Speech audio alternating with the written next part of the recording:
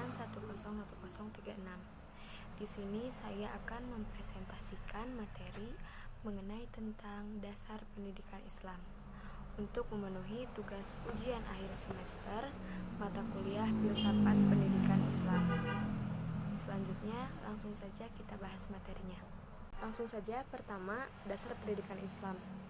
Pengertiannya, menurut Abdul Mujib dan Yusuf Muzakir, dasar pendidikan Islam adalah suatu landasan operasional yang ditujukan untuk merealisasikan suatu yang ideal atau sesuatu sumber dari dasar pendidikan.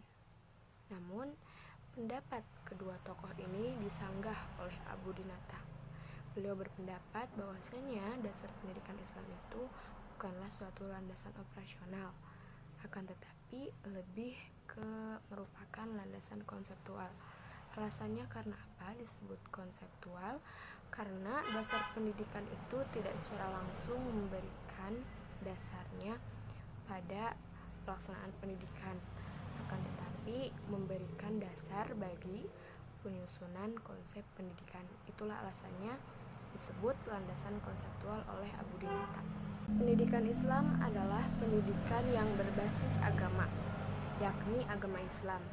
Islam memiliki kitab suci, yakni kitab Al-Quran.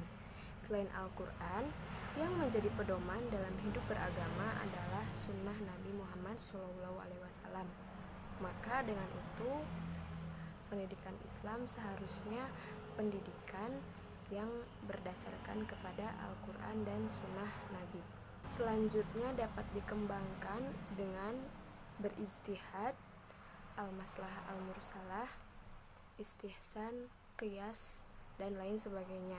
Dasar pendidikan Islam dapat dibedakan menjadi dua. Yang pertama yaitu dasar ideal dan yang kedua dasar operasional. Pendidikan Islam adalah identik dengan ajaran Islam itu sendiri. Keduanya sama-sama bersumber dari sumber yang sama, yaitu Al-Quran dan hadis. Kemudian dasar yang tadi dikembangkan dalam pemahaman para ulama dan para cendekiawan agar dijadikan sebagai dasar operasional. Al-Quran dan Al-Hadis merupakan sumber utama bagi pendidikan Islam. Kedua sumber ini, Al-Quran dan Sunnah, diyakini mengandung kebenaran yang mutlak atau sering disebut absolut. Absolut itu artinya mutlak ya. Nah, kedua sumber ini bersifat transendental, universal, dan eternal. Eternal itu abadi. Jadi kedua sumber ini bersifat abadi. Maka dari itu, kedua sumber ini dapat dijadikan terus-menerus untuk memenuhi kebutuhan hidup manusia kapan saja dan di mana saja. Dalam pendidikan Islam, sunnah Rasul mempunyai dua fungsi. Yang pertama, menjelaskan sistem nilai pendidikan yang terdapat dalam Al-Quran.